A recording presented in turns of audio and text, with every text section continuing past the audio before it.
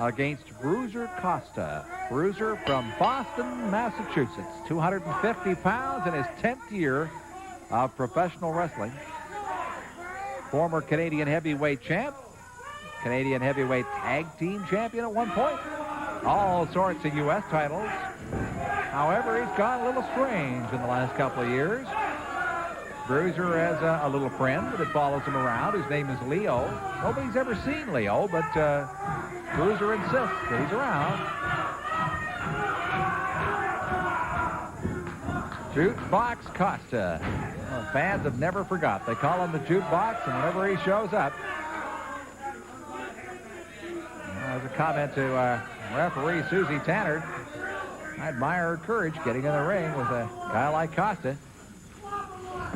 I'm not too sure about this guy. Costa going off the ropes into Birch. Birch didn't even move. That Birch is a big boy, too. He's 265 pounds. Costa, 250 pounds. And here's Costa. Did that beautifully. Pulling the legs out from underneath Birch. And straight in for a chokehold. Costa doesn't worry too much about things like rules. They just sort of mess things up on him. He likes to get in there and really mix it up.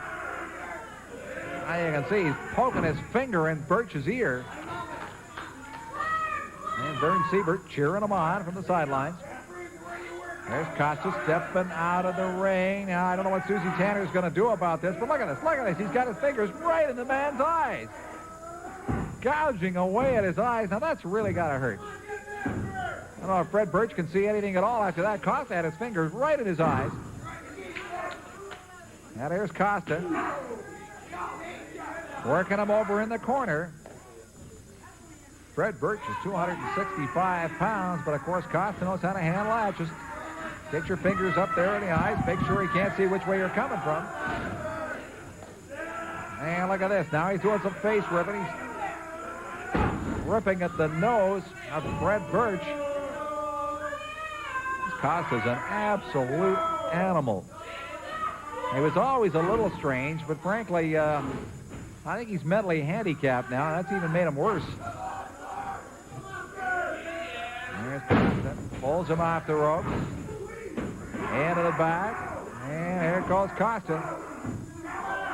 He's just digging his hands into that neck of Fred Birch.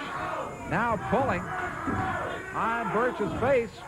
And that really hurts. Freddie Birch. I'll tell you, I wonder about people who'll even get in the ring with this guy. Costa, as I said before, is an absolute animal when he gets into the ring. And, of course, you can understand why Vern Siebert would like him in that case. There's Costa. Pulls Birch over into the turnbuckle. And again goes immediately for the throat. Costa very quickly right into the throat. Susie Tanner, our referee, trying to keep control of the situation. Not easy to do. Here's Birch. Birch wings one at Costa. Catches him off the ropes. And look at this. Fred Birch turning it into a bear hug on Bruiser Costa. And there's Vern Siebert. Siebert hanging out of the corner post. Now look at this. Bruiser Costa's got referee Susie Tanner. Slams Tanner. Bruiser Costa slams Susie Tanner to the canvas and now goes to work on Birch. And you can see Tanner is not moving around in that ring. Here comes Pat Brady. Brady into the ring, gets rid of Costa. And now referee Drummond is into the ring. Checking on Susie Tanner. She is not moving too well after that. Now Brady hanging on to the situation.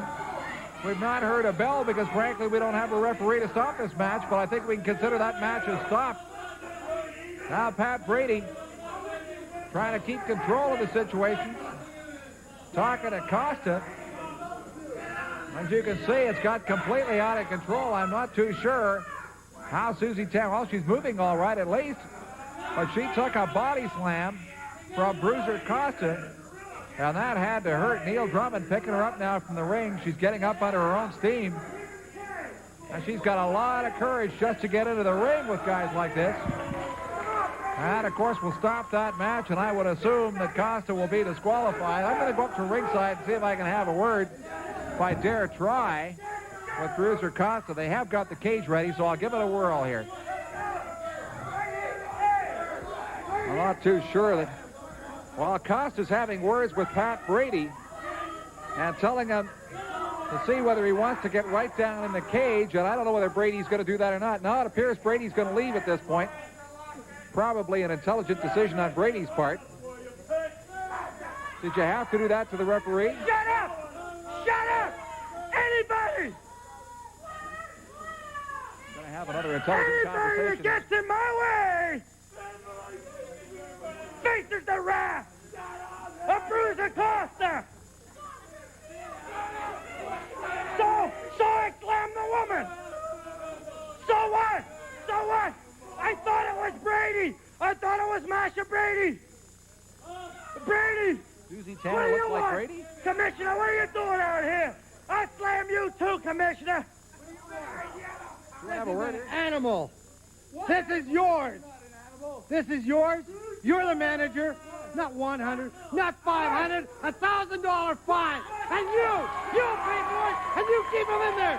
Standing a woman. I'm tired of it, Seaberg. That's enough. I've had it with you. You pay for it. You keep him in a cage. He's nothing but an animal. $1,000 fine to Vern Seaberg, not to Bruiser Costa. A mere pittance. A mere pittance. I don't care. Vern Seaberg's got a bank account that's this long.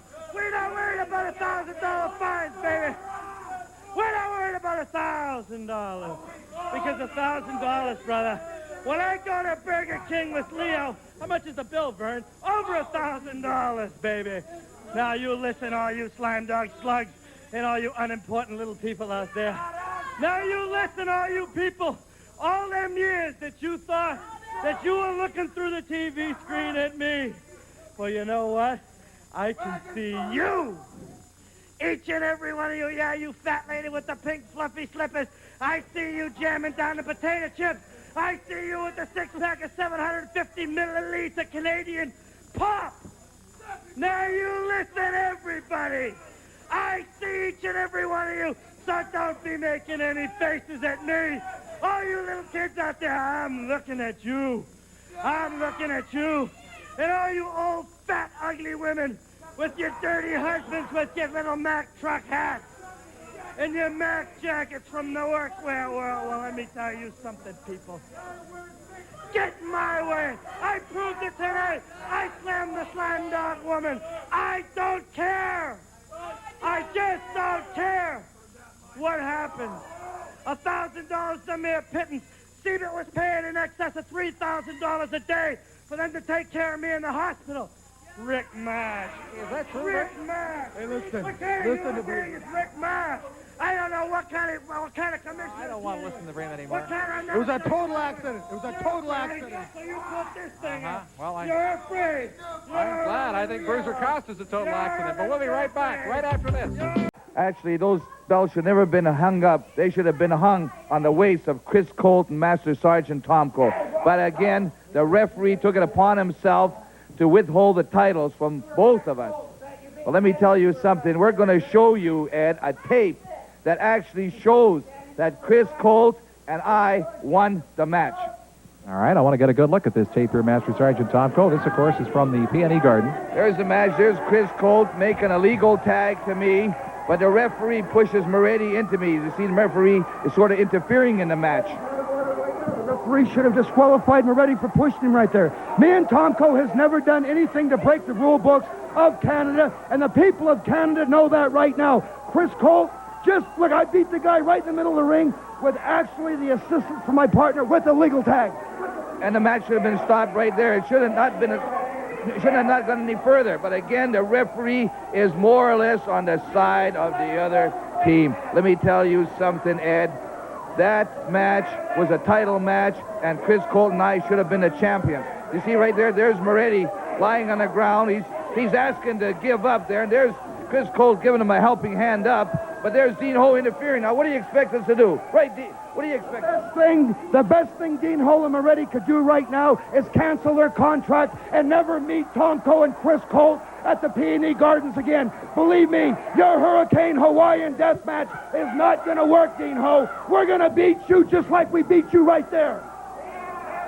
Okay, the match is still continuing on. Dean Ho, there's 4 people in the ring. Now, I think this is where Dean Ho thought he might get the best of us by 4 of us being in the ring at the same time, which right there is a legal move. He is supposed to be on the other side of the rope. Moondog Moretti is supposed to be in the ring, but actually, Chris, this is the second fall. This is where we beat them for the first fall, second fall, and still, instead of Moretti being taken out, oh, fantastic. Did you see that? The best thing they could do is get out of the ring, get out of the eyes of Tomko and Colt, because we're superior to you guys as a tag team. Those belts belong on us. Do you know why? I have held one half of the Canadian tag team belts 3 different times, and I've got the toughest and the roughest partner I ever had right now in Al Tomko, Master Sergeant. Those belts belong on us, man, for one reason, because we're a better tag team. We are the best team. Now, the people claim that we use a foreign object. Well, let me tell you something. They're seeing double, because Chris Colt and I do not need to use a foreign object. All we need is our hand, a fist. This is a rough sport, Ed. Let me tell you, when you go in there to win the match. And that's exactly what we do. Now, has anybody ever seen a move like that? Let me tell you, Chris Colt is one of the greatest wrestlers. I am proud to have him as my tag team partner. I'm proud to be your top partner, Tomko. The last time I came up here, you was a different man, but you have finally seen the light. You are the guiding light. You are the guiding light. Boy, I can't believe the support you're getting here, Mr. Tomko. No tags. Everything is legal. We go by the rules. Anybody can go out there and hold the book, and they can turn page by page. Chris Colt and Master Sergeant Tomko go by every rule in the book. You see, there's Moretti. There's a legal hit right there. I was just wiping my hands off on my trunks there. The man's fist was not even closed. He gave him a legal open hand. Moretti's too tired. Moretti's washed up. He fell down. At one point of the match, Tomko, I remember Dean Ho looking up at us, and there was tears in his eyes, and he said, please, Tomko and Colt. Yeah, did you see that too? I started laughing. He said, please don't kick me again. Please don't hurt me. And all we did was look at each other. These guys aren't capable to even hold the belts. Give us those belts. They're our belts. Listen, Canada wants somebody that can represent them, somebody that they can be proud of, such as Chris Colt and myself. When we put those belts on and walk down the street, people take their hats off because they know that 2 men are wearing those titles. Now you just watch this. Now there's Moretti. I just happened to wipe his brow. You see how nicely I did that? Why would you? You should have pinned the guy right there, Tomko, but he's giving him a helping hand because he's got a big heart and he's an honest man. So he gave Moretti a helping hand, and what do we get? All we get is bad talk from the fans and the PR. You notice Moretti is trying to stand up, and every time he stands up, he seems sort of off kilter. He's off center, sort of. He keeps falling down all the time. You know. Dean Ho is throwing the referee out of the ring. He went into his tights, and he's got a glove. He's got a glove. He went into his wrestling tights, and he pulled out a glove. There, you see that now right there. We should have had the fellow. We should have won the match. Dean Ho has been carrying that glove in his wrestling tights the whole match, and we didn't even know it. Now, you people out there, just watch this. Look at this, and you can see actually what's happened.